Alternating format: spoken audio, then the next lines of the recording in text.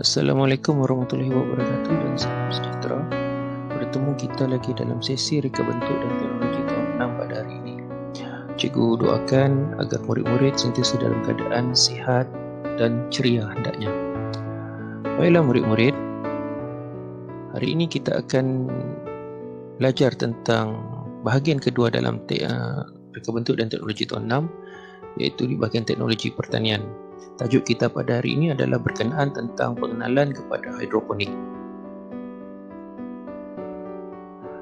Standard kandungan dan standard pembelajaran kita pada hari ini. Standard kandungan 5.2 menanam sejarah hidroponik, manakala standard pembelajaran kita adalah pada 5.2.1 iaitu mengenal hidroponik. Bersedia? Jom. Baiklah, objektif pembelajaran kita kali ini ada 3. Yang pertama adalah untuk mengenal pasti maksud hidroponik. Yang kedua, untuk mempelajari serba sedikit tentang teknik-teknik penanaman yang terkandung dalam kaedah penanaman secara hidroponik. Dan yang ketiga adalah untuk mengenal pasti kelebihan-kelebihan penanaman secara hidroponik. Baiklah murid-murid, kita masuk ke tajuk yang bahagian pertama, iaitu maksud hidroponik. Secara umumnya hidroponik berasal daripada perkataan Yunani. Ada 2 perkataan, iaitu hydro yang bermaksud air dan ponos iaitu bekerja. Kaedah penanaman hidroponik adalah kaedah di mana kita bercucuk tanam dengan meletakkan akar pohon ke dalam air baja ataupun larutan nutrien dan tanpa menggunakan tanah. Kaedah ini akan menggunakan bahan seperti bulu mineral, sabut kelapa, pasir, batu bata pecah, habuk kayu dan lain-lain yang digunakan untuk menggantikan tanah. Jadi secara umumnya, teknik hidroponik adalah teknik penanaman tanpa menggunakan tanah. Okey. Seterusnya.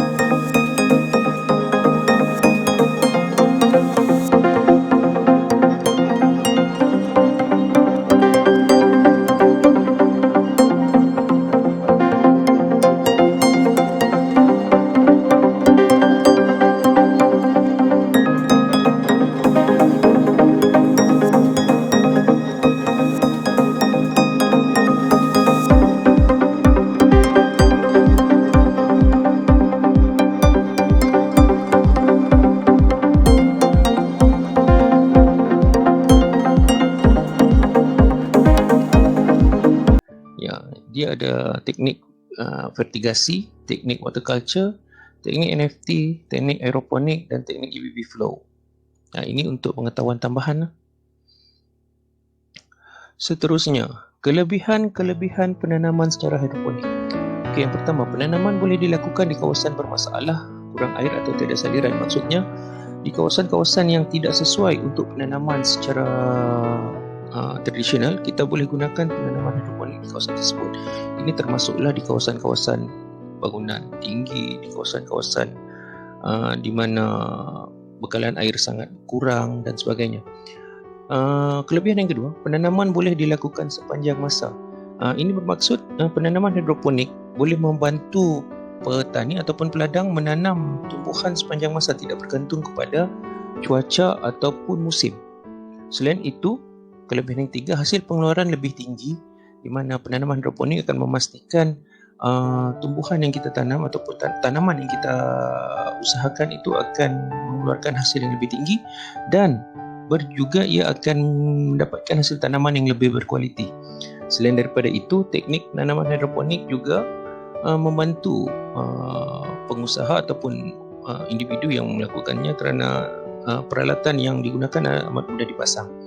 Selain itu, kelebihan penanaman secara hidroponik adalah ia tidak memerlukan kawalan rumpai dan ia juga tidak memerlukan tenaga kerja yang banyak. Dan kelebihan yang terakhir adalah melalui teknik penanaman secara hidroponik, pengusaha ataupun individu yang melakukannya mudah untuk mengawal penyakit dan serangga perosak. Jadi itu adalah antara kelebihan-kelebihan hidroponik dan teknik penanaman secara hidroponik. Baiklah murid-murid, secara kesimpulannya apa yang kita pelajari setakat ini? Yang pertama, hidroponik merupakan teknik penanaman tanpa menggunakan tanah. Okay. Yang kedua, teknik penanaman ini dapat mengatasi masalah kekurangan kawasan bercucuk tanam.